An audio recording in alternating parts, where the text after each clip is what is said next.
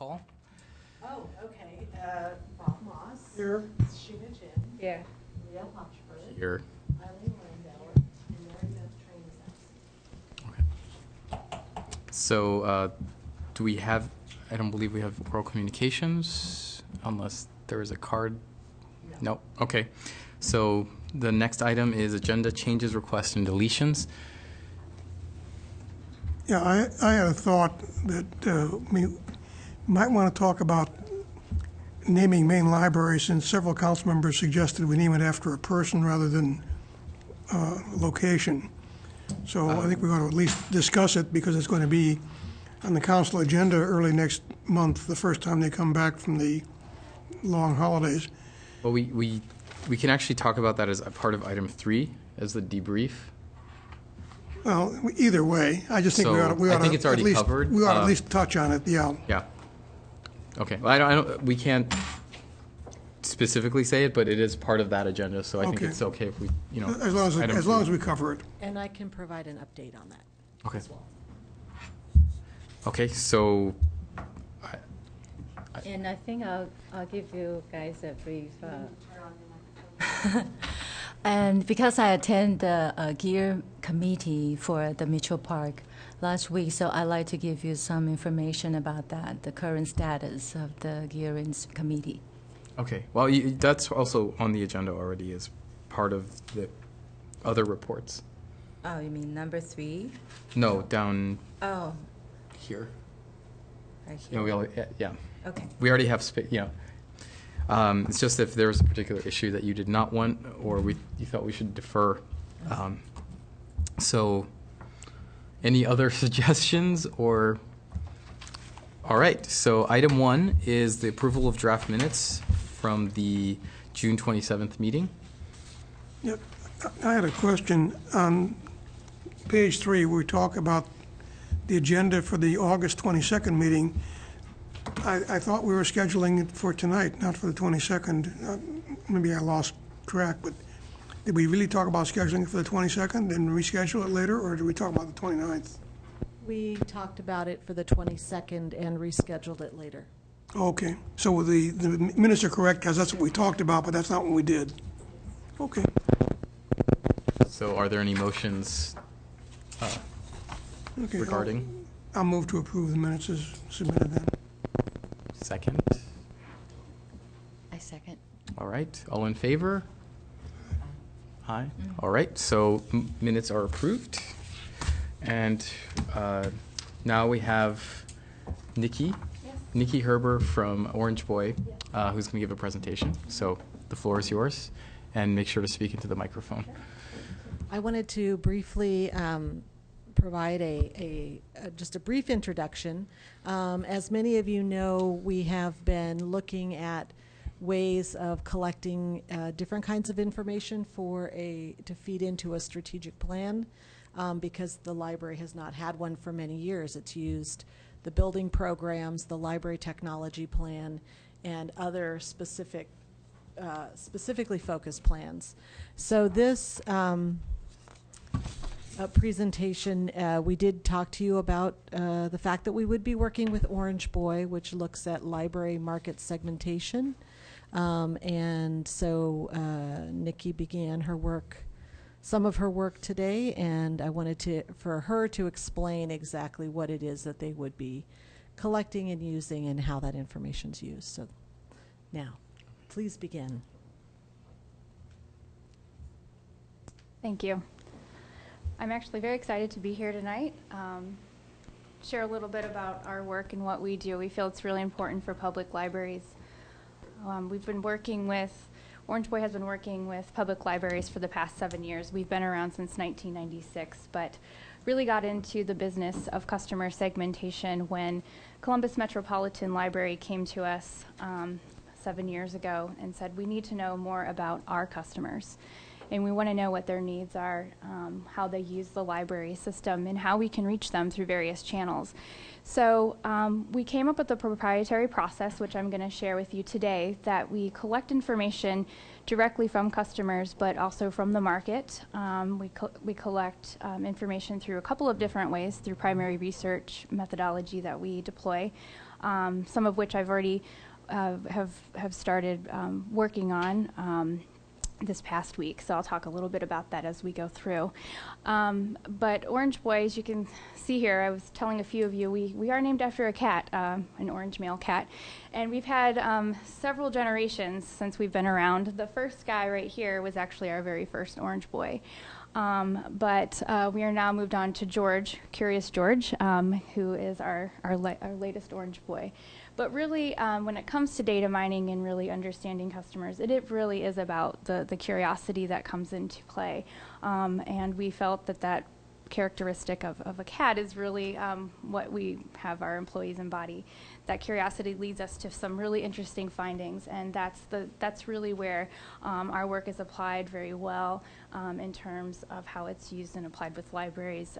It's carried out through helping build strategies for digital applications in the future for how libraries are moving forward.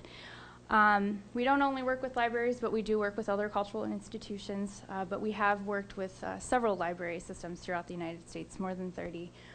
So we've done anywhere from the very small one-branch systems all the way up to 40-branch systems, and we've seen it all, everywhere and everything in between. So I think we really bring that expertise with us to every project, and we share what we learn from other libraries and some of those strategies that they use to engage some of their customers. And we really help other libraries understand who their customers are and how they can use that information as well in their projects. So just a couple of things. What really ultimately we're going to be doing with this project with the library.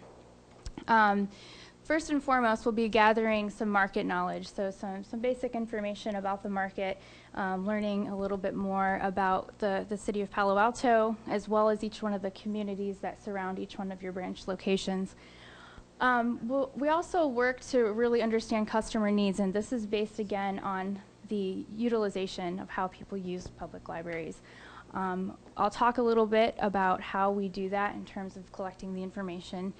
But once we gather the information, we do the segmentation based off of how people use the public library. Now, when we come back, and we'll be doing an exercise in February, a workshop that's really a pretty intense workshop with the library over a couple of days, and we'll be taking this knowledge that we gather over the next coming months and sharing the results of that. And we're going to talk a lot about outcomes, and we're going to talk a lot about what the findings of the study mean to your community. And we're going to talk about how you can best determine which outcomes are suited for the city of Palo Alto, and also ways that you can best serve your customers that come in and use the library. So we'll work with the library to determine those outcomes and to prioritize those outcomes. And the most important part of our process is really taking those priorities and aligning the resources that you have to those priorities and that fit with the customer's needs. And finally, measure results. So part of this process is building a dashboard where the library will be able to measure results ongoing, and we're going to talk a little bit about that as well. If we can move you back. Oh. About 6 to 8. Yeah. Okay. Oh, okay. Sorry. No problem. No problem. So this is the basic process of how we collect information, and this is how we will be going through our process. We started off today with our kickoff meeting, and I have been collecting intercept surveys at the libraries over the last 2 days. Intercept surveys are where we go up and approach people that are using the library and ask them some questions, ask them to fill out a survey while they're there using the facilities. There are specific questions about library use, but also service enhancements potentially. What sort of things would they like to see the library do? So I've been collecting those surveys over the last 2 days. And then I also do the observational research, and this is also very important. So as part of the primary research collection, data collection, we look at ways that and observe customers in their natural environment and how they are actually using the space, what sort of things they're doing. We observe traffic patterns when they're coming into the building. We look at things from our point of view, being a customer for the first time in your facilities, and we make notes about that experience. We note different things in terms of the behaviors that are exhibited, so that when we do our data analytics, we can confirm and or deny what we're seeing in the data. And also look for other things like marketing, merchandising, and other things that can affect customer behavior and experience. The next piece then is a data overlay with market analytics, and this is looking at the demographic information of the market. This is where we apply some of the statistics that you see that the census typically will gather. Taking it a step further by looking at it at the city level, but then we will drill down to set boundaries around each one of your library locations, and we'll look at each one of those communities separately as well, and see how that compares to the city as a whole. This is really telling for us for a couple of reasons. When we overlay the cardholder data on top of that, we can see where there are gaps in terms of age and other demographic characteristics. Gives us a really good sense of market penetration. So system-wide, citywide, how well are you penetrated? So when we talk about how many people are library users, we're able to identify how many people are not users of the library. We can do this down to the branch level. So when we're studying the market, we go all the way down to each one of the different communities and look at that as well and give you a penetration rate for that as well. Part of that is the cardholder assessment, and we do a variety of different things with data that you already collect about customers, or the library already collects about its customers. GIS mapping is one thing that we do. Other thing is just comparing it back to the market data, as I explained, and looking at where there are potential gaps in terms of some of those demographics. Once we have some of this preliminary information completed, then we come back and we present some of the preliminary results to the library. And this is where the process is very collaborative, in the sense that what we're seeing in the data and what we're seeing and some of the things that we're collecting, we ask for the library's input. We want to know why it's happening.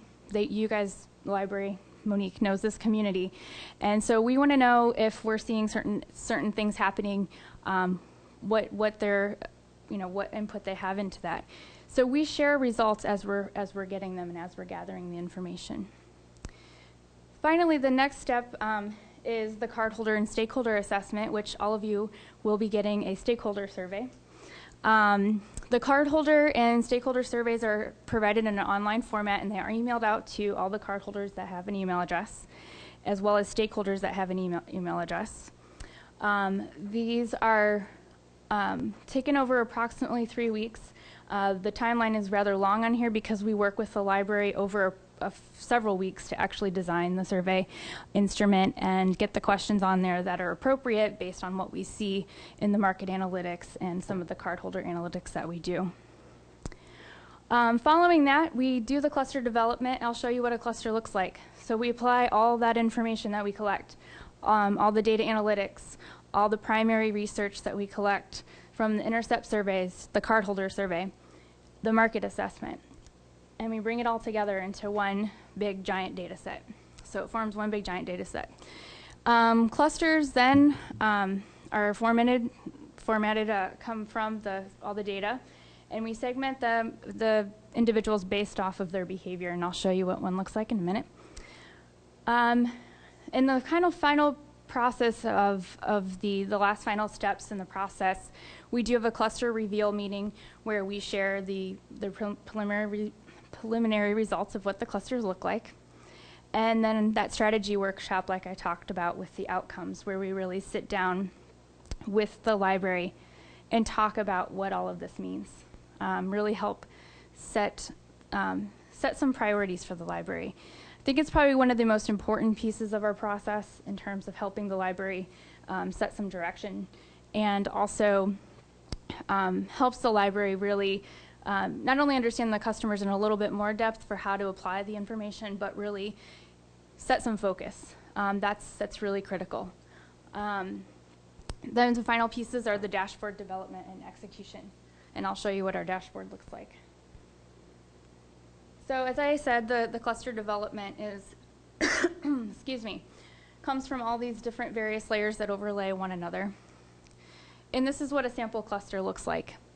So for all the information that we collect, we build a customer profile. And the profiles have various descriptions about what that particular customer segment looks like. So this is a digitarian. This is an example from another library system. These individuals primarily come into libraries. Well, actually, they don't come into libraries. These are your virtual users. They use libraries by borrowing e-materials or e-books, reading e-books, and they primarily access the library from home on the library's website. So they are library users, but they may not be individuals that you necessarily see. We have generally anywhere between 9 and 12 clusters that are formed from any general library system. So this is just one of them. Depending on the behaviors that are exhibited here, which I saw when I was going around in my observations just in the last 2 days, you have a lot of people that study and work. So I imagine you're going to have a study and work cluster. We don't know what we're going to name it yet. But I imagine there will be one. But as you can see, we have all of this different information that we collect. And some of the great things are just learning about really what their preferences are that identify some of their needs. So how do they like to browse? Are they competitive in terms of will they actually come and use the library if an item isn't available, or are they going to go somewhere else and get that information? So we find out all this information from them. And all of this ties back into helping the library set a focus and some strategy as part of the strategic plan. All of our clusters exhibit a primary behavior, so something that is driving that basic need for them to come in and use the library. But they also exhibit secondary behaviors, which is really fascinating. So we have a utilization index, and we're able to tell the frequency of how often a cluster does some of these other activities with the library. So while these people generally get books online, they do sometimes come and get items on hold at the library. So some of these findings are really, really great ways to find ways to identify channels for reaching them, doing some cross-sell opportunities, other things like that that they can use for building strategies for reaching them. Now, once we have the clusters formed, we develop a dashboard so that you can measure the behaviors of these individuals over time. This is a sample screenshot of another client's, of ours, library client, of their dashboard.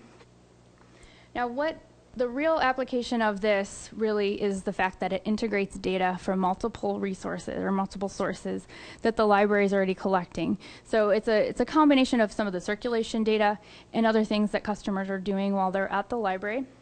And it tells the basic health of the organization over time.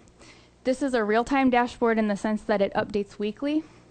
And so at any time when Monique is making some decisions about what she's doing or what they want to do in terms of their marketing, they can go on here and see their effectiveness of that. So for example, if they're promoting new cardholder signups, they can come on here and look how many people have signed up and see the actual results of some of those efforts. So the real value here, as I said, is being able to measure this and integrate all those data points into one piece to really keep a tab on or a pulse on what's going on in the libraries. This is just the front facing, but we drill this down also to each one of the branches, so branch managers can use it as well to help them make decisions. So some of the results from some other clients. We've had a lot of success, lots of libraries that use our analytics for various reasons. This particular library in Ohio, Wadsworth Public Library, actually used our analytics to help them pass a levy. One of the things that we're going to be doing as part of our cardholder assessment is overlaying voter registration files. So that allows us to understand how many of your cardholders are actual registered voters and how many registered voters are not cardholders. Also implies things like potential allows us to identify potential non-users that could be possible library supporters. So we did a similar process with Wadsworth Public Library, and I think the major takeaway from this is just really the focus that it allowed them to bring to the system. So rather than trying to spread their money and their dollars to everywhere to try to market to everybody, all they did was take that list of their cardholders that were registered voters and sent message after message after message and said, get out there and vote. And they passed their levy. They hadn't passed it just 6 months prior. So it just shows that if you can really use this information to be very targeted, very focused, you can be successful. Another example is the Public Library of Cincinnati in Hamilton County. Now, most recently, they've been named 2013 National Medal winner, and we've really have helped. We're very proud of this. We really feel that a lot of our work and working with the library has really helped in this accomplishment. Most recently, they reached 500,000 customers, and one of the things that we were able to do in terms of looking at their customer base and doing the segmentation was able to identify this really critical group that we called the occasional users.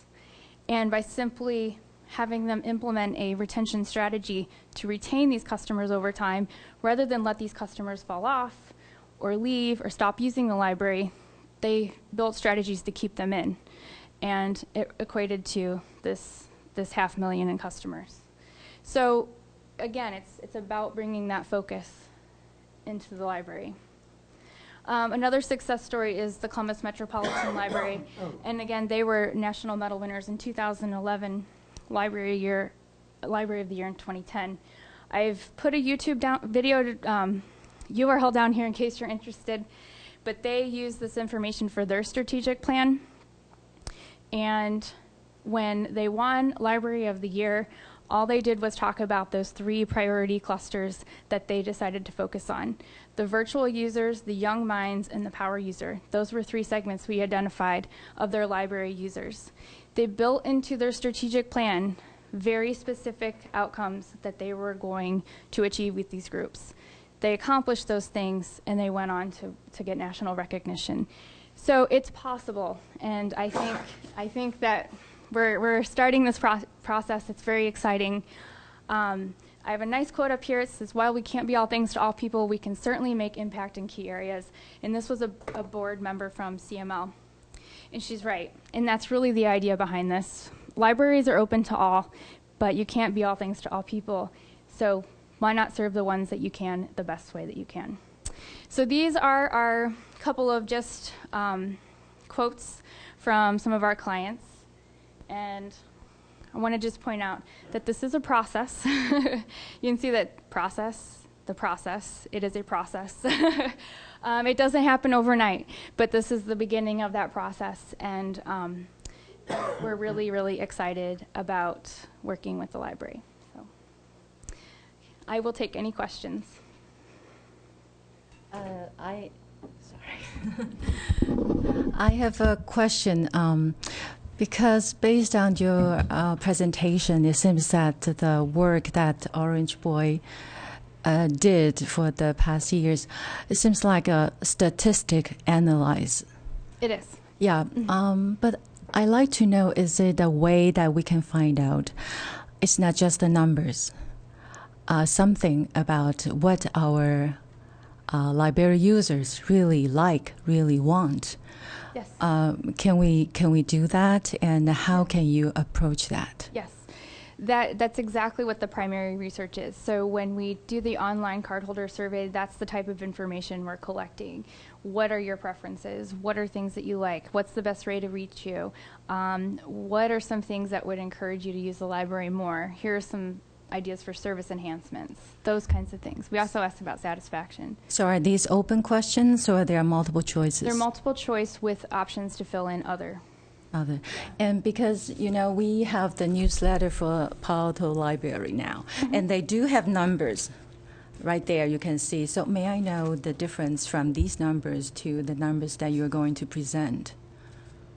I don't know what those numbers say. You don't know these numbers. It says that how many hours that the library users will use, or how many, what's the percentage for the citizens use this library and the quality, something like that. So you don't know about these numbers because we've already done that, right, Monique? They use our numbers. They use our data. So they will use these numbers as well to. Yes. We'll give you more. How about that?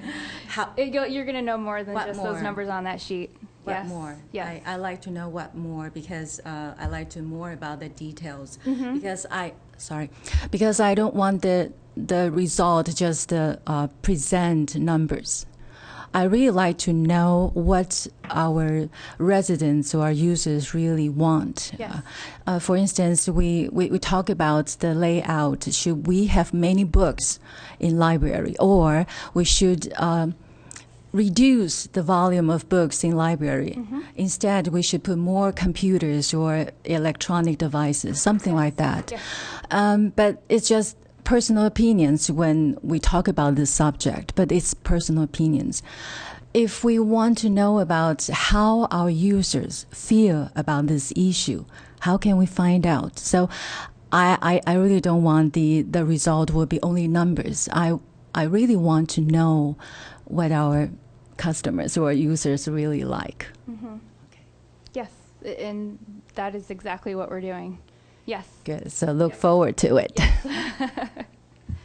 I'm curious about how you structure the survey. We've, maybe you're not aware of this, but we played around with doing surveys for years, and we finally gave up because we couldn't get very many people to respond, and some of the responses we got were strange. Like, one of the questions was, would you like books or materials in the language other than English? And the highest return was Italian, which was not what we had expected. We thought it would be Chinese, Mandarin or Spanish or something. But the total number of responses were fairly low, so the data we got didn't really mean anything. And I'm puzzled about how you're going to structure a survey and get enough people to respond so you get valid data. That's where the statistics comes into play. But the online survey, and we've done multiple different ways of doing surveying. We've been doing this for years, and using an online format absolutely gets you the best response rate. It goes directly to the individual. They don't have to do anything other than sit in front of their computer, click on it, and answer some questions. So we find that that is the most effective. We usually get very, very large response rates when we do it that way. And it usually doesn't take that big of a sample. Some samples, for voting, they can base a presidential outcome on a few hundred surveys, but we're talking about thousands of surveys, and that's generally what we get back. So we get very large samples from library customers, and we find that generally libraries don't communicate with their customers. So when they get the opportunity to respond to a survey like this, they respond. They really do. And I'm also finding that just in the intercept surveys. I've had people, I was walking around in your facilities, and I was just asking, the library is doing a survey today. Would you be interested in filling one out? And people were just sort of perking up in their chair like, hey, I hope she asks me. So I would walk over to that person, and I would give them a survey. They were eager to take this thing, and this thing was not a light survey. This was a pretty long survey, and they completed them. So I just think that there's a lot of really passionate library users out there, and they want to be heard, and they love their libraries. Well, then how do you contact the people who don't use the library, which is, what, a third of the people, something like that? Off the top of my head, I couldn't tell you. I think, 32,000 people have library cards? Yeah, but we also have people from, anyone in the state of California can Yeah. have a card. So, So, anyway, a significant number of total residents don't have cards. And we'll be able to pin down that number. We'll know how many people don't, and we'll be Yeah. able to draw some conclusions about that as part of the assessment. Yeah. Okay. Yeah. I was going to reiterate what Bob said. So if you're interested, I actually have the raw survey results from that. Okay. And I mean, if just more, if you're taking all of the data that you want, we did get about 250 responses or Okay. something like that. Yeah. And there was an open question, open option, and we did get a lot of interesting things, but Okay. it was a few years ago, so Okay. we were at a different state in our process. Sure. And that relates to my question, which is, so we're in a transition period with our branches. So Yes, I am aware of it. how do you think that's gonna? I have two questions. This is the first one, and how do you think that's gonna affect, the outcomes that you're gonna get? Because if you're using maps right now, you're gonna get different usage patterns than if Sure. main library was actually open. Well, some of those things we might have to come back and do that's not true. One of the things we can do is put the new library locations into the GIS and look at where library card holders are within that certain boundary. So that would probably be my suggestion. In terms of being in a transition, we're really well aware of that, and I think that people will still, regardless of how they're going to use that new facility, they're still coming to these temporary facilities to fulfill that same need or exhibiting that same behavior that they would if the facility was open or not. So, and we're going to be asking them the same questions as if we were asking them 6 months down the road, or when the new facility was there. So, yeah. Mm-hmm. So mine is actually kind of a continuation on where Leo was going, because I think you'll get huge distortion in both the digital usage and physical usage Sure. during this interim period. Mm-hmm. From what I saw is you're completed with most of your work in 20 weeks, which is right after we just start opening one facility at full pace, and the other one's still completely closed. Will there be any recommendations for that last facility that you might work back to? Yes, because we have the dashboard. And that's the really great thing about the dashboard is an ongoing cluster refresh. Now you'll find that clusters are dynamic, so behaviors change over time because of things that you do. Simply, the library could change a policy tomorrow and it would really impact customer behavior. And so the really great thing about the dashboard being something that you can monitor over time is you can see those behavioral changes. And it updates weekly, so you're constantly getting that refresh. So things like when the new library opens, I would imagine the behavior will change a little bit based on how the services are going to change there, different space that might be available, stuff like that. So, very much so. And will there be a way for the public to get back? I like your interfacing of people can Mhm. actually respond to the interface, or they can respond to this survey that hits all users with the possibility to talk. Is there going to be some kind of way to get, when that last facility comes up, those people who weren't able to say, oh, I like what was over at that other facility that isn't here anymore? Is there going to be some kind of a format or some way that we're going to do that? Not other than their behavior. I mean, so we'll be able to determine things that they're doing based off of data that we're getting in our dashboard. But there will be no feedback mechanism after the initial. Through Orange Boy, yeah. Mm-hmm.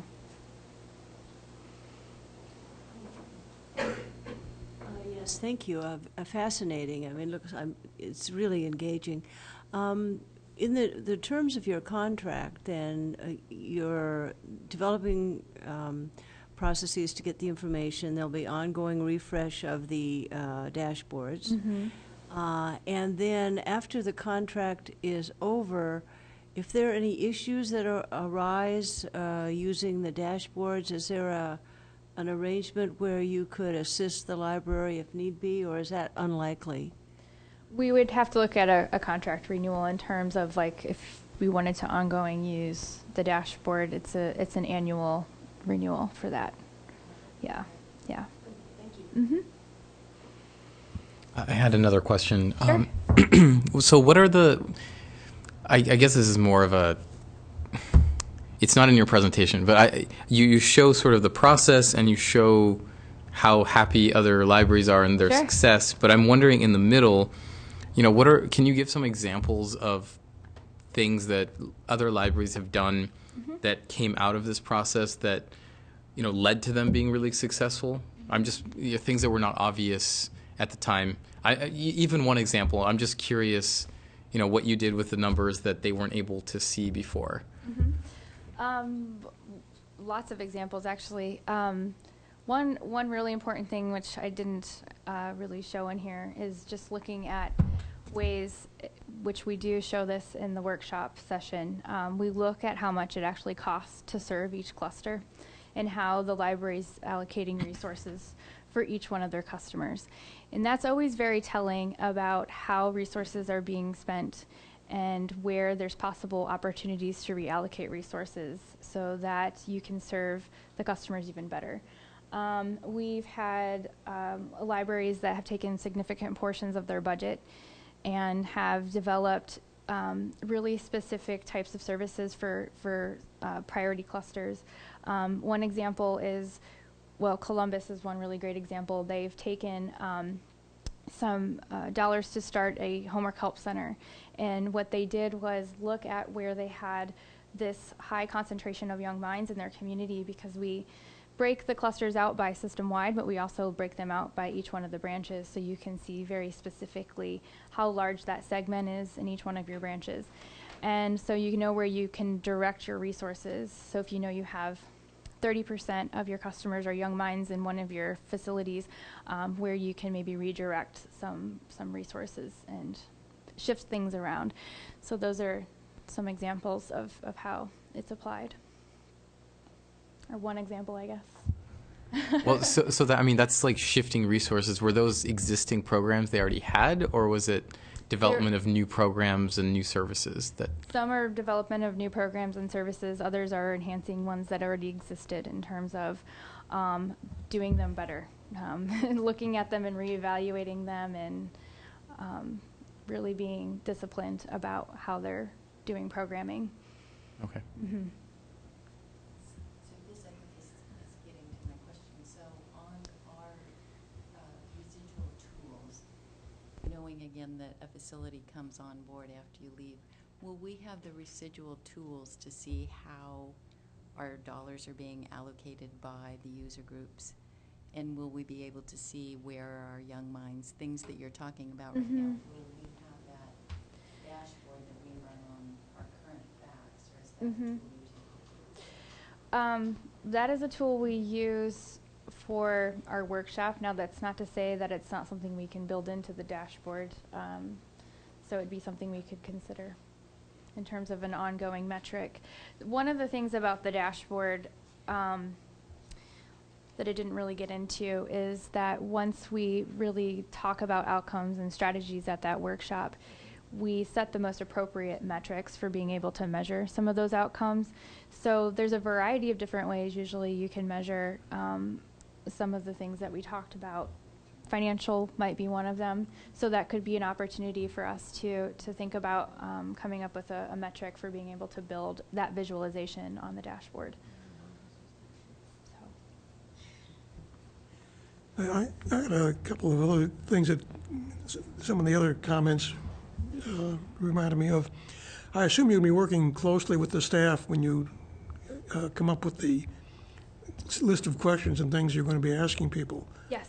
Because there are some things that the Palo Alto library system has that are pretty unique, like the children's library. Mm-hmm. There might be a few of them in the country, but they're certainly not the system that we have. Mm-hmm. And there are programs that we have that most library systems don't.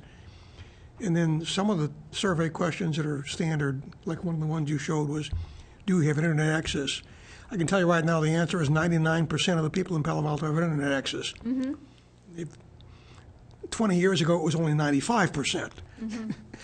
And I've seen some surveys where they try to find out how many people in the city are illiterate. Well, I guess if you look real hard, you might find one or two in Palo Alto that are illiterate, but you'd have to dig real deep. So some of the questions that might be standard in your surveys might not be the best thing to be looking for. And another thing that occurred to me is when you talk about the effectiveness of the spending, there are some things we may be spending money on that only a relatively small group of people use, but that they really treasure, and that it spills over because their users, they basically talk to other people in the city and say, well, the library is offering such and such, you really should be using the library. So I'm not sure how you balance the cost and the benefits for something that's not used by, let's say, a large group of people, but a small group of people who are really dedicated. And I don't know how you quantify that. Well, it's tough decisions sometimes. It is. Sometimes it's an opportunity cost, right? So if you're doing one thing, you can't do another. Yeah. And so those are decisions and discussions that we have, and we will be having with Monique once we have the results. So, any other questions? Okay. Okay. Well, thank you. Yes, thank you. You all have my card. If you have any others, I'd be happy to answer questions. So, all right, thanks. Okay. So the next item is the debriefing after the joint meeting with the City Council last month, or earlier this month. Sorry. I guess to kick off, it seems that it was successful, at least, or maybe, actually, would you like to give? I'd say the presentation was very successful. You were well prepared, and we have been looking forward to it for some time, but there have been some scheduling challenges. I thought it was very good, and I think it was important as part of that discussion to have a discussion about, potential naming of Maine. But I felt, from my perspective, it was very good. So I'm curious to hear what you thought. I'm at the end, so I'll start. I actually thought also that it was well received, and the questions that were asked I thought were pertinent. The council members were interested, and they recognized the library as something that people care about and they care about. And I think in general they're pretty well satisfied that we have our act together and we are providing library services people need. There's something I should have mentioned when we were talking about Mitchell Park, and that is I wanted to remind the council that we're far, far further ahead of schedule than the Bay Bridge. And we're still under budget. But I also thought there was kind of interesting, which I hadn't expected, the comment that, gee, we should think about naming the library after a person rather than after an area, when everything else has been named after areas. And I thought about that, and one of the things that I wonder is, after you narrowed the potential names down to only a couple hundred from the number of prominent people we have in Palo Alto in the past 100 years, how you'd sort out which one is worthy of being on a library. And you can, I think everybody around the table can come up with 4 or 5 suggestions for who that should be named for. And I would have appreciated if somebody had said, well, you should name it for so-and-so because, and we would have had something to grasp on. So, yeah, naming a building for a person, it's in the procedures and policies in the city, and there are ways you decide who you're going to name things for. But that, frankly, that suggestion puzzles me, and I don't know how we're going to resolve it. And that was the one thing that I took away from the meeting. I thought, good heavens, how are we going to handle this one? The other thing that, and I promised Karen Holman I'd have it, but I've been kind of busy. But I do expect to have it before the council returns on the 9th. And that's the checkout per square foot in Palo Alto branches versus neighboring libraries like Menlo Park and Mountain View. So you can get a quantitative comparison. And I think that'll be interesting. I have most of the data for Palo Alto because we know how big those libraries are. And I'm just digging out the other cities. It's been a little bit tedious. So I think, and the second thing, that when you talk about circulation, it has occurred to me, you might want to also know about visits and usage of the library per square foot. And if I can get that data, I'll provide it also. But I agree. I thought that the meeting went well, and I thought that the questions that were asked and the comments were made were quite pertinent. I thought the meeting was very successful as a newcomer because I just elected in June. That meeting just saved me a lot of time because it gave me lots of information about the library. So I think that was very successful. Yeah, I during my discussion with the mayor and actually Mary Beth, I realized that we did have a bunch of topics to talk about, and in fact, the library renaming wasn't even on our radar as a topic to bring up. So the goal was to make as short of a presentation as possible to just, sprinkle all of you with ideas for questions. And in fact, I almost feel like we were really digging deep towards the end. So I think it was successful in that sense that we had plenty of time for that. Regarding the naming, though, I believe maybe Monique can give an update on that. Sure. Because I as far as I understood, it's not really that we're tasked with finding a particular name. So yeah, that was my. The item goes as an action item in September 9th. I am updating the staff report a bit. But your recommendation and the staff's recommendation of using the name Rinconada still stands. I'm including the timeline issues that relate to this.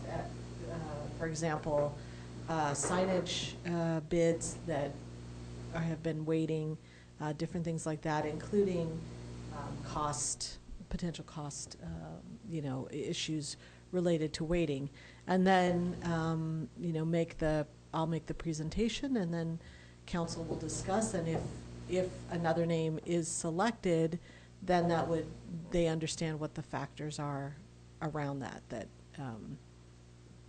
there are other changes. And Community Services, for example, has already received a signage package back for the Rinconada cultural area, so this plays into something that they've already bid and made a vendor selection around. So, and there were other things that I hadn't even considered, like checking with the dispatchers to make sure that Rinconada Library would not be confused with any other location or site when they're dispatching for public safety.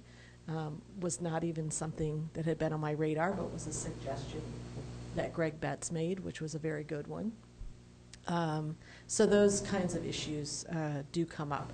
So if we do, if the council does make a different recommendation, then we do have to go back through the process, go to PAHA again, go to, follow those steps. So there is a timeline issue with that. So that's the plan, is just continue with the recommendation as it is and see what the discussion is like that night.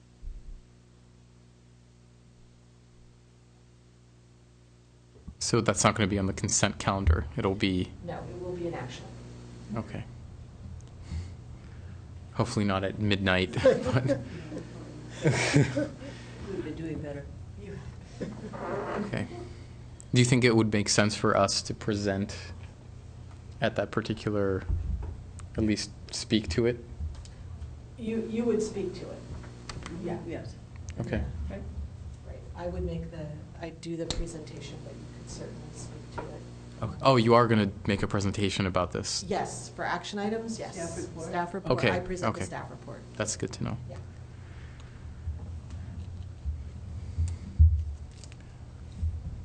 So mine, just with regard to the name, and knowing that we did actually do a fair amount of work and thought about why we were naming it Rinconada, versus other things we considered. I think it might be really good for us to have some input ready, if appropriate, to talk to council, because it was thought out, and I think there's some very good reasons around Rinconada and some troublesome reasons. I did today a list of a number of reasons that concern me, but I think probably the largest issue would be the interference with what the foundation has done in terms of the naming rights on the rooms and such, where I know we considered a lot of things, but our considerations wouldn't have always be available. I don't think council sees any of the details of what we discussed or what decision we did. In terms of Why we came up with Rinconada. well, to the extent that it's reflected in your discussion and your minutes from this meeting, Okay. yes, but otherwise, I'm not aware of any other. Okay. Yeah. Yeah. Yeah. So I think it might be good for us to just have some response available to kind of hit the key points of why we made the decision and the recommendation we did. And I wanted to say that certainly in your primary role as being liaisons to the council, you can have those, those discussions and talk to whoever your council buddy is, and I don't know that we've reassigned them. I don't think we did, actually. So you can go back to whoever was your council buddy in the past and, look at that, and that may be appropriate as well.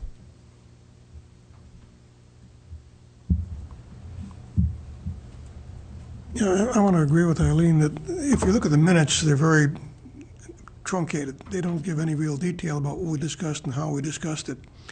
And, we talked about Rinconada as being the name, and we selected it.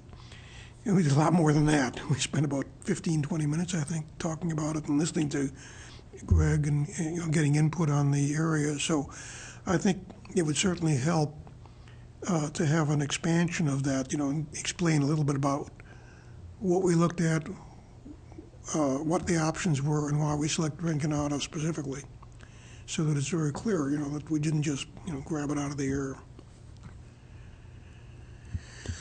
I mean, to be fair, we never considered other name. There was a very short list that we were sort of handed, and that's what we discussed. We didn't go outside of that list and try to come up with suggestions like naming it after historical figures, etc. But I do think that we should consider the Library Foundation's input, and based on their fundraising campaign as well, and how they've dealt with naming. So I have a question about that now. They had the Library Foundation had a particular procedure for naming rights for the buildings or spaces per the library. But I'm familiar with that. Did they have, or did they discuss at any point, the potential naming of the library building per se? That was not a naming rights option, or it was? Not that I ever heard of, no. Right, that's my assumption. No, they only talked about people who donated could get a wall or a room or something like that, Right. yeah. There was never anything sort of the grand. Right. Because they saw, I guess the process is that this is a city process in place already that would be utilized, so. No, that's correct. So when you keep referencing the Library Foundation, I just wanted a clarification on that. Okay, thank you. Yeah, there was not a building-wide No.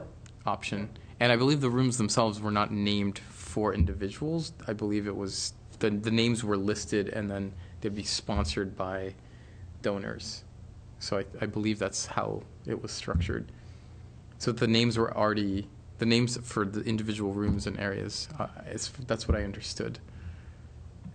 Yeah, so as we reviewed, I think within the last year, each of the rooms does have a name, but then it does have a sponsored by so-and-so. So Right. there is a Right. technology room, although in a discussion with someone, I said, well, if they had given us, if they did donate enough money, I think the foundation would have maybe come back and said, we would be happy to try and name the library for a certain amount of money, for the right amount of money. Right, exactly. I mean, these are really precious opportunities. I think they've done an excellent job. I think the foundation's done an excellent job. You've done an excellent job. So I guess now we're to the point. I did want to say that on the council staff report, which obviously hasn't been included yet because it was not published, it did include all of the additional information that you received, plus the list of names considered, how those decisions were made, the fact that you did have conversations with Steve Steiger, Greg Betts, had a presentation. So it was not just, it's not just the minutes, those were included, but all of the additional data is included as an addendum in the staff report.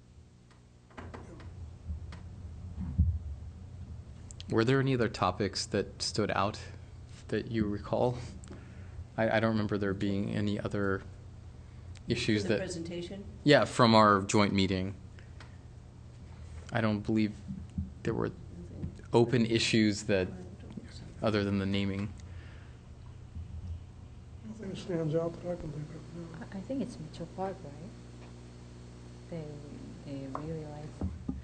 I remember that the council members really like to know about this current status of Mitchell Park, and they ask the questions that how we as a library commissioner, how can we let the public know more about the Mitchell Park Library? Is it? Oh, that's right. That's Yeah, the I potential recall. controversy and feedback about Yes. architecture and other things. Yes, like that. because I think the residents waited so long, so that's a big issue for councilors. Yeah. Well, I guess you'll have an update for us regarding that Oh yes. later. Yes. So Okay. we can talk about it then. Okay.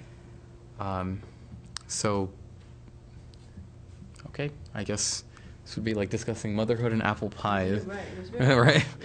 Yeah. So I guess we can move on to the next issue, which is updating the LEC bylaws.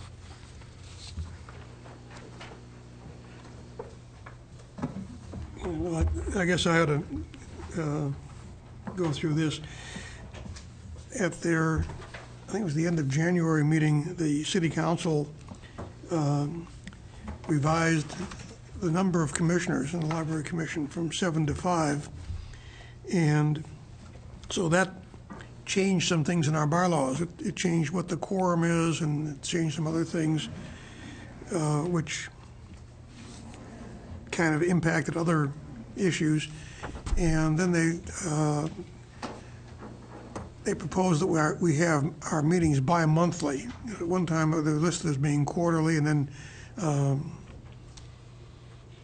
we had changed that to monthly because we were meeting just about every month, and the council thought we could have it bi-monthly and then have special meetings if necessary.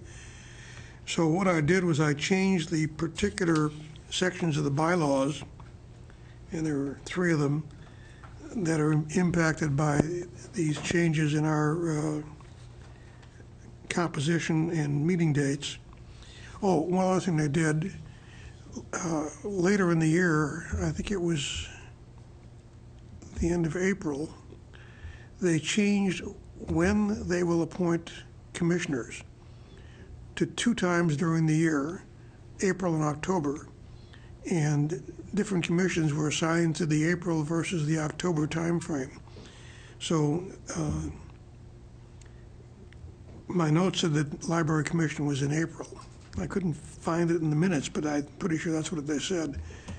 So I changed the date for electing officers and accepting new commissioners. So those are the reasons for the bylaws changes, and I'll just go through them very briefly. That the election shall be held in the first, this is 2.1, the election shall be held in the first commission meeting conducted on or after May 1st. And that's because the council would be appointing people during April, so the new commissioner would be on at the May 1st meeting or later. Second, the quorum, since there's now 5 members instead of 7, the quorum is 3 members of the 5-member commission is a quorum. And the third one was meetings. And we changed, this is section 5, from monthly to bi-monthly. And the other thing we changed, we're meeting here now instead of at downtown, because downtown, as long as Main is closed, downtown is open late Thursdays, so we'd have conflicts. And it also has the advantage that we have the on-air broadcast in real time, which they didn't have downtown. So I changed the meeting location to City Hall Conference Room here or other location. So when Main reopens late next year, if we decide at that point we want to go back to the main library, we can do that. We don't have to change the bylaws because that would just be another location. But for the present, it just didn't seem pertinent to talk about having meetings downtown library when we actually be meeting here for the next year plus. So those are the changes and the reasons for them. Any questions?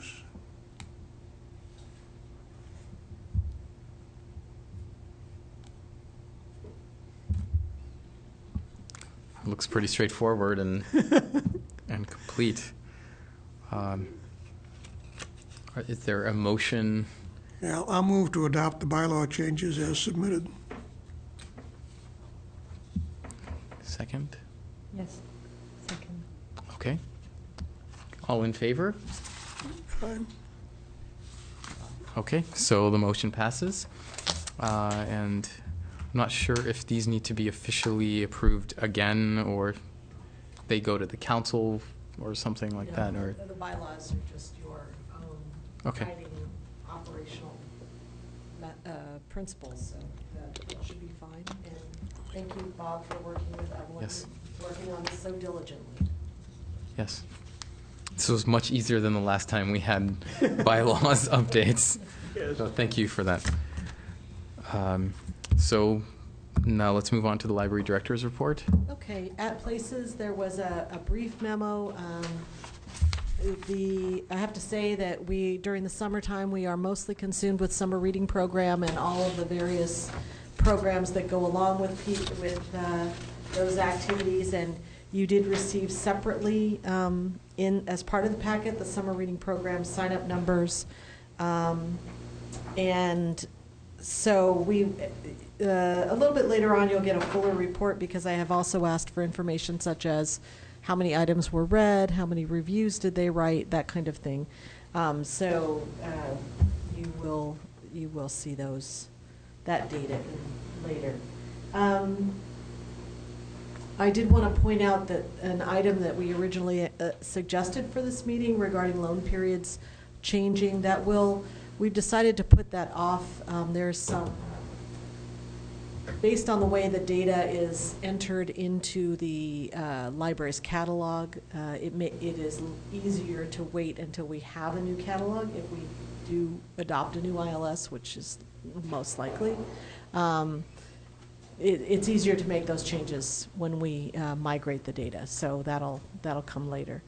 And other than that, there's just a lot of activity continuing with projects and programs.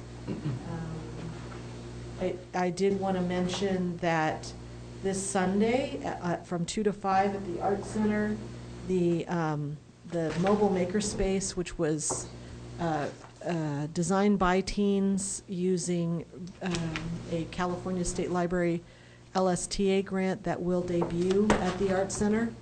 And it will be an opportunity to see the first iteration of it.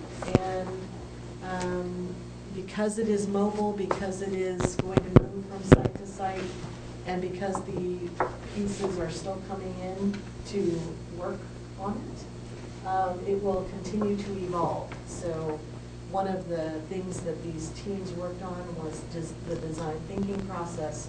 So they know that this is the first prototype, the first iteration of what we're working on. They actually even designed pieces of furniture that we were able to create. So it's going to be a lot of fun. There are sanders and bandsaws and all kinds of things included in this space. So, they've had to think about how does that work in a space that has to be quiet, or, if it has a lot of dust, what do we do? Or how do we accommodate this? And the fact that depending on the site where it's installed for a certain amount of time, it may not be able to use all of the various pieces. So it's been a great process to work with the teams, and they've done a really good job. So that'll be coming on Sunday, and I'll answer any questions you might have about any of the correspondence attachments.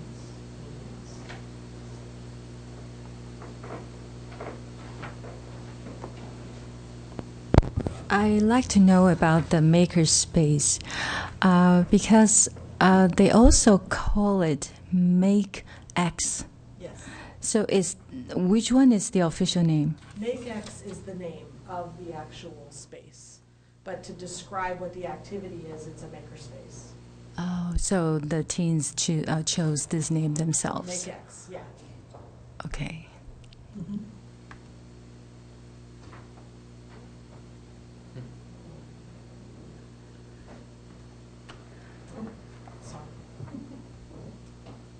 So I actually, first of all, would like to give a huge compliment on 50% growth in the program. I think that's astounding, and the adult signups are really impressive.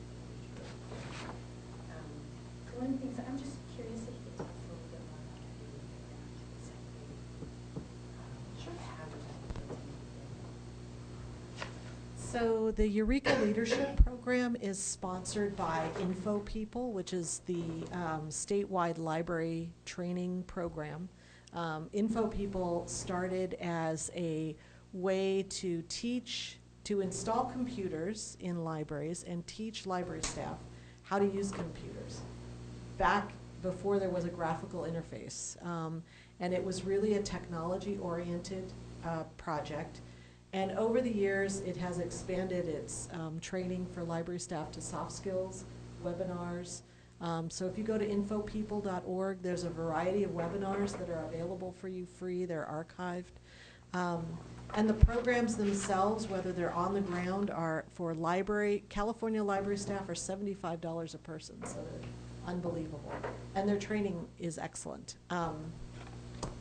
So Info People with the state library decided that we needed to do leadership development in California.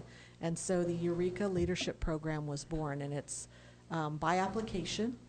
It's a week-long stay working on a variety of leadership techniques, thinking about libraries, all of that kind of thing.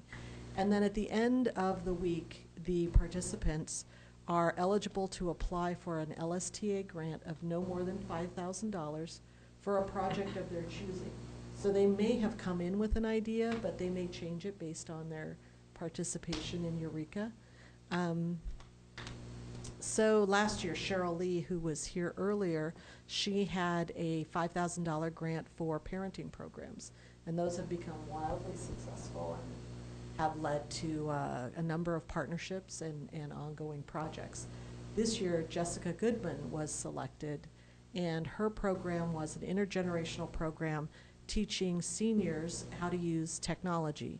We've partnered with Avenidas and JCC, and she had applications for teen volunteers. So she's got these teen volunteers who've been trained to go to meet up with an older adult and teach them, whether it's an Android phone, an iPad, a Kindle, whatever it is, teach them how to use it, and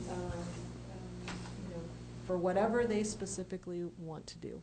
And so she developed the training. She's worked with the teens, worked with the adults. They've done workshops. Jonathan Reichenthal spoke to them as a group about the digital city and the future of libraries, and so that was one targeted program. It's been successful. There are a number of other groups who've said, oh, we would like to participate. So now it's a challenge, of course, of figuring out how do we fund that, how do we continue that. But yeah, it's been very popular. Just have a Question. Oh. So, candidates for this are library staff, is my takeaway, correct? Oh, for this leadership Yeah. training, yes. Yeah. They are library staff at any level. It's been going on for 6 years now. they meet, they also have various webinars, they have various virtual meetings, and then they meet at the end, towards the end of their year to basically do show and tell and have to make presentations. Yeah, it's a really excellent program, and they continue to meet at conferences long beyond that. So you create a really good network of library leaders. Well, I was going to ask something related to this. I'm wondering, does the library have software that it uses to manage these sort of programs where you might have a bunch of volunteers sign up to participate, let's say, in this technology, the teens teaching technology program? Do we already have some software to help manage this? Because I feel like it takes a lot of work to create a program, but then actually managing all of these people becomes really burdensome and might actually detract from expanding the program. Do we already have some sort of software that is extensible to be used by the knitting program and all of these other programs that have people that sign up? Right. So we use Evanced software for the public to sign up for programs, and that's how we keep track of who's participating and how they're participating, what they're doing. Okay. So, and we actually use that for the summer reading program as well. There's a separate module, and so that is how we manage it. It's actually pretty good. It was developed for libraries specifically, so that really does meet our needs. Okay. Yeah, I was just curious if, because it sounded like there was a pain point the way you were describing how, expanding these sort of programs. Oh, the pain point actually is more in that we don't actually we have limited resources. So to meet the potential capacity, that's where the pain point is. It's so people resources or space resources? What are the... People resources. Yeah, staff. I mean, even if you're using volunteers, of course, it takes staff to manage the volunteers. Okay. And especially when working with teens, reminding them to show up. I mean, most of these, I after working on the Makerspace project with 22 teens, and I'm not working as directly with them as some other staff, I feel pretty darn good. I mean, we're all going to be okay. There's a few of them that will take over the world, and we will all be okay. And I think that's true of most of them, but yeah, that kind of management. Herding cats, basically. Okay, that's good to know. I just heard some potential pain point, and I wanted to dig in a little bit deeper. Thank you. May I know about the training, the earthquake training you just attend? Yes, as a city department head, one of my responsibilities is to respond to the Emergency Operations Center, EOC, in the event of a disaster. In fact, every city employee is a disaster worker. And if we cannot get here for disaster work, we are to report to the nearest city or the city where we live.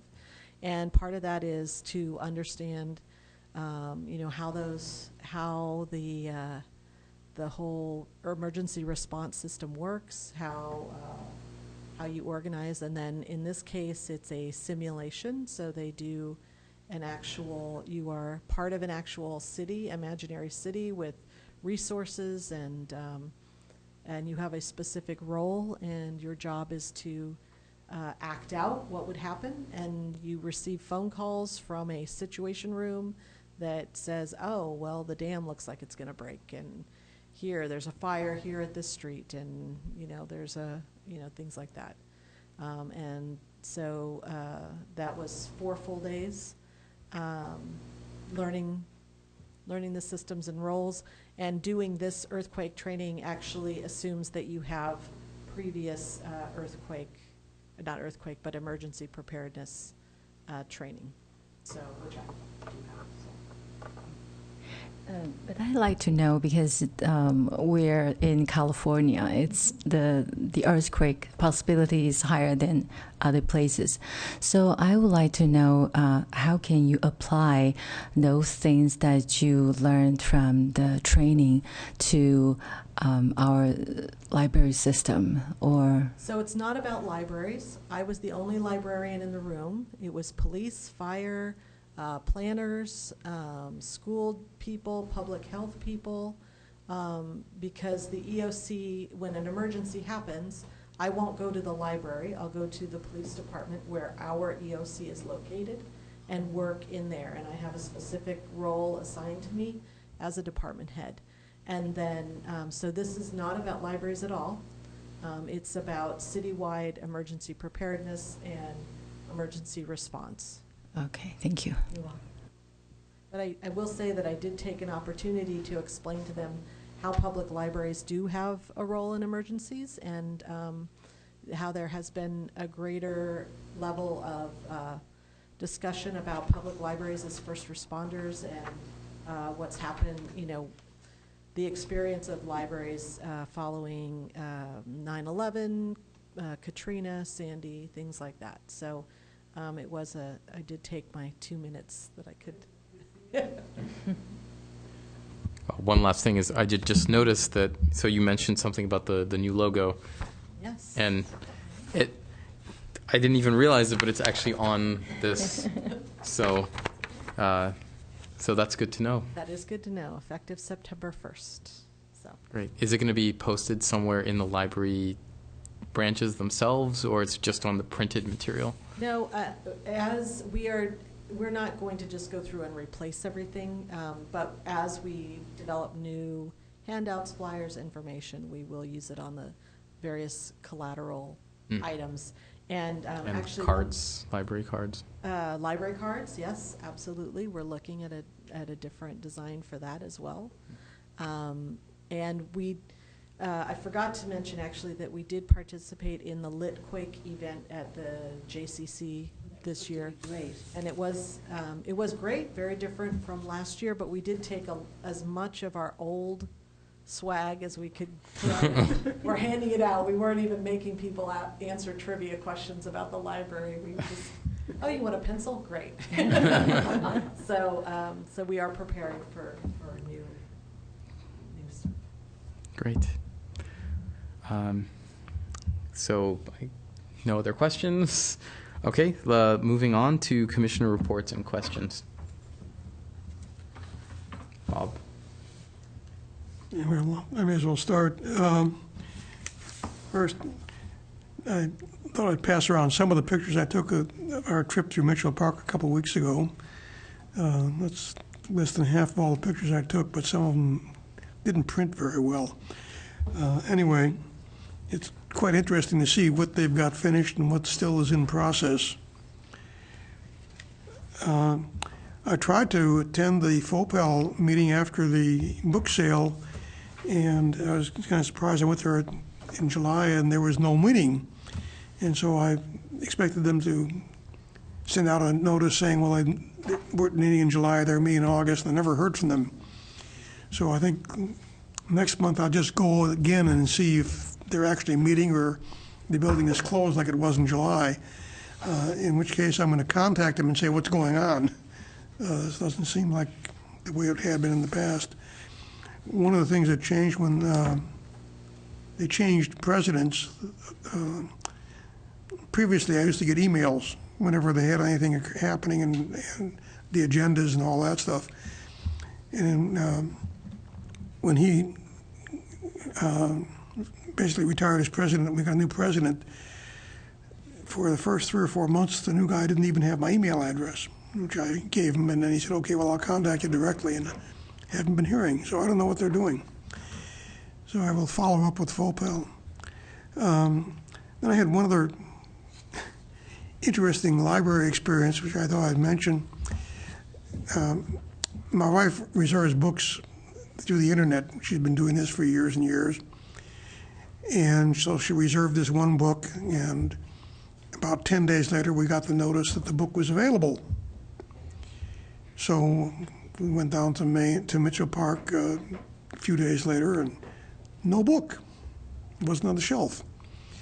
So we asked one of the librarians, and she checked, and yeah, the internet said the book was available. So she looked all over, looked on the shelf, looked on the new bookshelf, went in the back and checked, no book.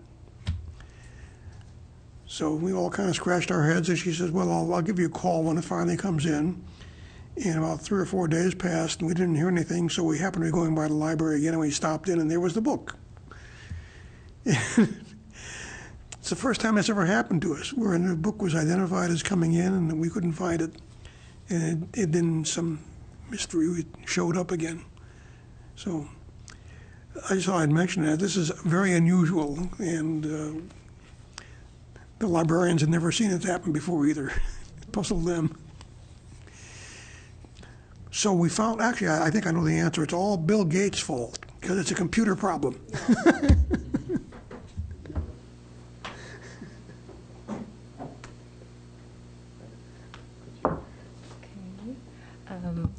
I think Aline and I attend the July meeting with the steering committee of Mitchell Park. So I think you've already known about the decision that we will have week-long celebration instead of one-day celebration. We talked about that in August. Joint meeting with council members. And the other thing is that the second meeting, which is in August, I attend because if Eileen was not able to make it. They talked about lots of ideas. They want us to input thoughts about taglines. For instance, what kind of taglines we would like to use. They say, your Mitchell Park or travel through Palo Alto, a place for you, or your place for learning, your center for fun. They have different choices, and we not just me, but other committee members, they also contribute their thoughts, and they don't have the final yet because they have to go back to the marketing big fish. They have to talk to the big fish, which is in charge of the marketing things for the Mitchell Park grand opening. So they have to get back to them and to collect all the thoughts and try to find the best tagline for the Mitchell Park.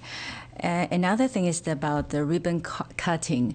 They thought about how are we going to do the ribbon cutting, only one person or maybe multiple people from different areas. And I suggest that since the theme is about the multicultural community, young child, teens, seniors, and technology, I suggest that probably we can invite all these people related to the theme to join cutting the ribbon.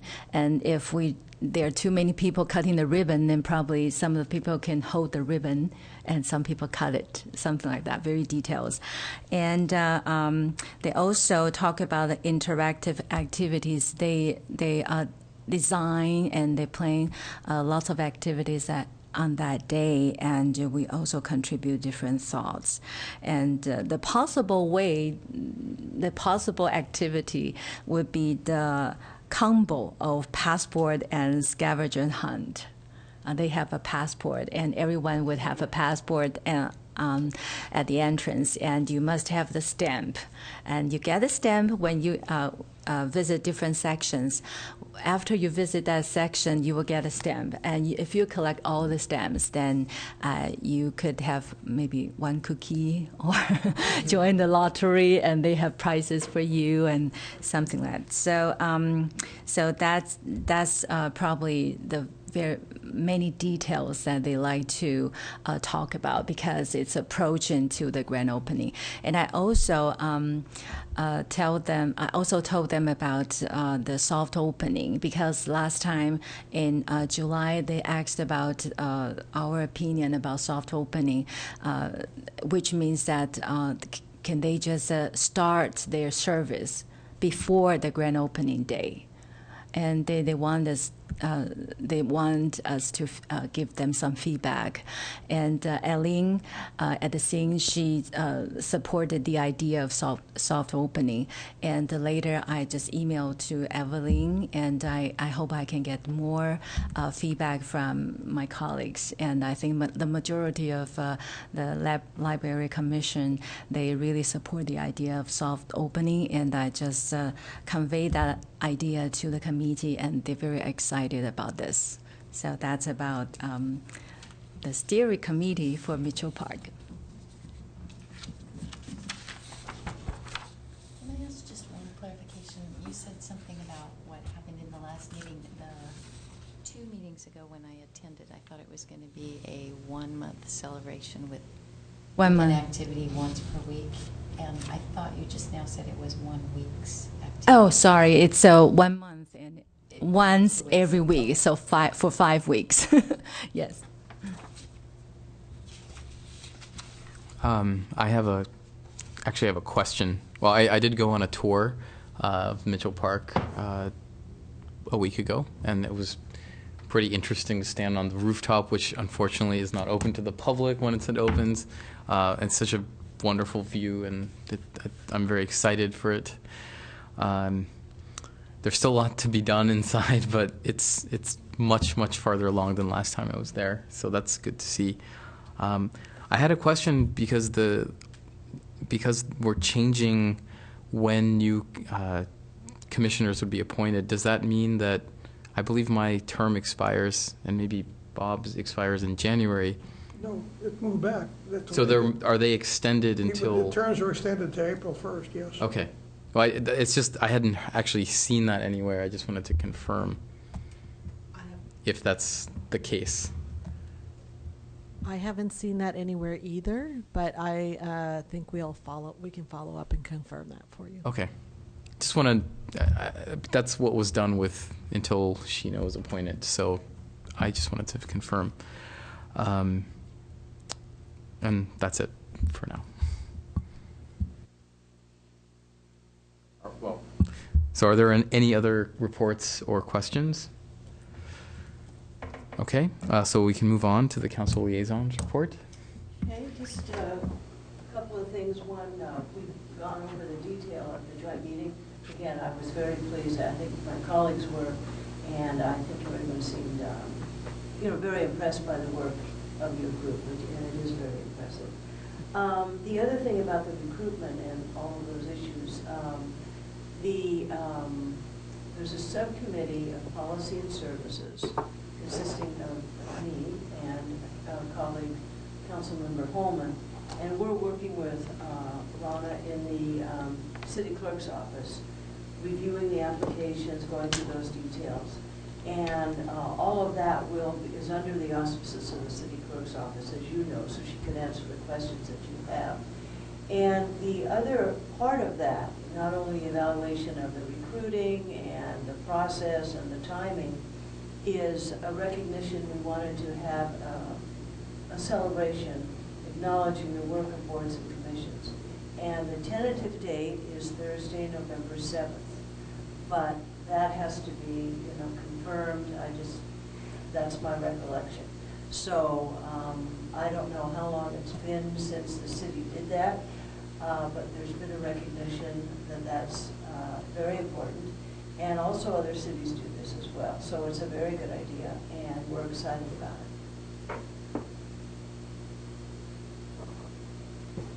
it.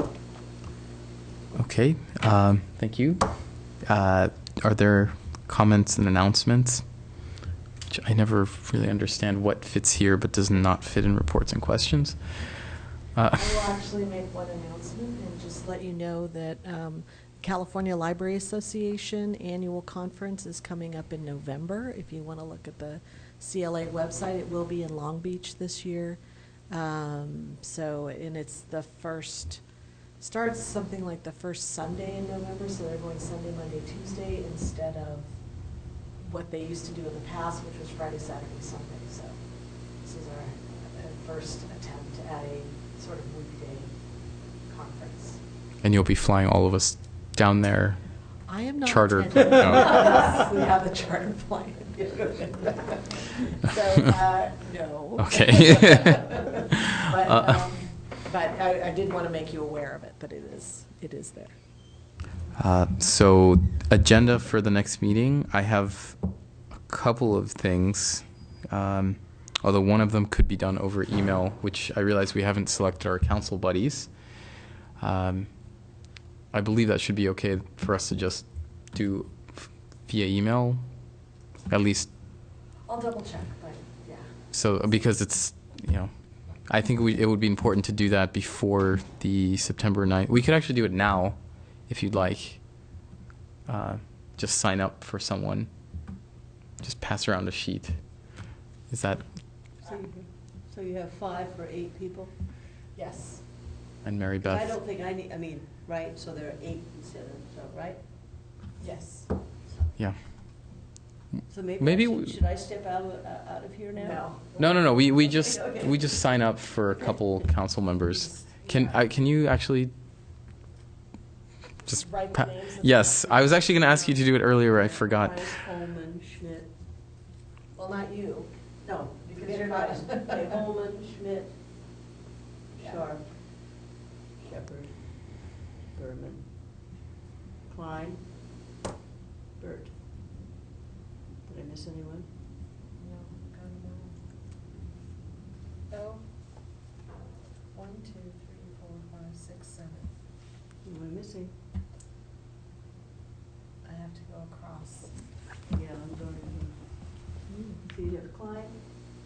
Yeah. Let's go the other way. Burt, Klein, Berman, No, Nis. Shepherd, Nis. Nis. Yes, yeah. This is after. Okay, Okay, so we'll pass that around. so you will need to sign up for 1 or 2. And Mary Shannon's Beth. looking very 1.5. confused. Okay, so I can explain very quickly. So the idea of a council buddy is that we have 1 or 2 council members that we are responsible for communicating directly, and at least if they have questions about the library or there's a controversial issue coming up, like potentially the renaming, just to call them and or meet with them and just give a sense of what's happened on the LAC individually, so that they're not surprised by something. We had some issues that were somewhat controversial about shelving before, and we wanted to make sure that they understood what had been talked about on our commission, rather than just having to read minutes. So it's just having a personal touch related to libraries. Okay, thank you. Sure. So I guess scratching council buddies, I think one thing we haven't discussed would be our priorities for the next year.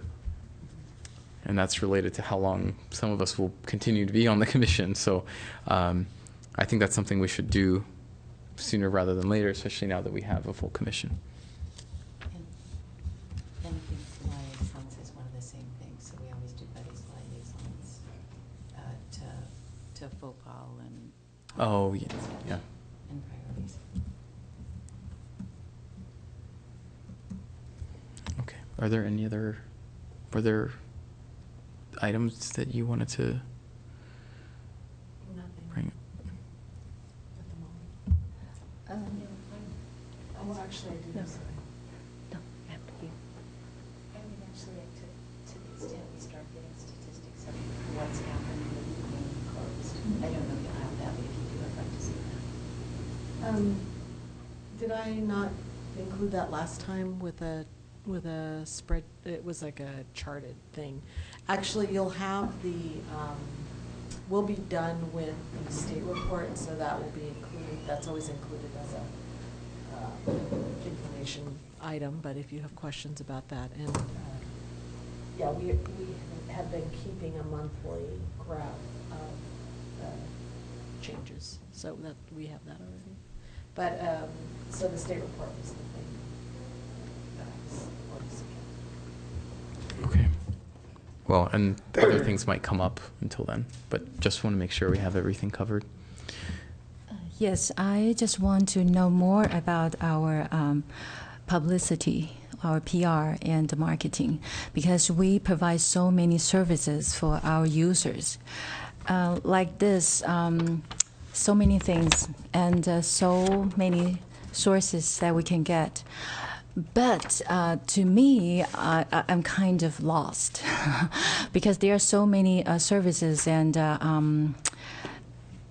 I don't know how our marketing or our publicity would do something like that. So, so when they want to introduce the services to our users, what kind of strategy they use and how they can reach out these users and let them know we do have this kind of services. Because like the Link Plus, which is a very good service for people who want to find books that probably Palo Alto Public Library do not have. How many people know about that? How many people, I mean, just how can we let more people know about our services? And because we have so many, how can we introduce these services in a very effective way? Yeah, so I would like to know more about our publicity and marketing, something like that. Mm-hmm. All right, so I think there should be at least a brief status on the construction at Mitchell Park in Maine. Mitchell Park should be pretty close to being ready to open, so I'd like to know, yeah, is it really going to open, and what are our plans for the opening events? What do we need to get in order to make sure everything works, both the library and the community center? To what extent is the commission going to be involved? All those things. In the case of Maine, I just basically want to touch base because they will have been working on construction long enough, so we should at least have an idea whether they're pretty close to schedule or not. With the schedule problem we've had at Mitchell Park, I think Maine's going to get a lot of attention on how they're doing, so we should be able to keep our eye on that as early as possible. So if you don't have any data, you can tell us that, but any information you might have on the status on both of those projects, I think would be helpful. And then if you have gotten anywhere at all with the Orange project, if they're, because she shows that they've actually started doing some work. I think give me some status reports and update on that. If there's enough to talk about, would be useful. okay. I believe those are way more than what we would cover in a meeting. So if you have any more ideas, of course, always Evelyn will entertain you. Is there a motion to adjourn? Motion to adjourn. All right. I'll second. All right. So we are adjourned. Thank you. Thank you.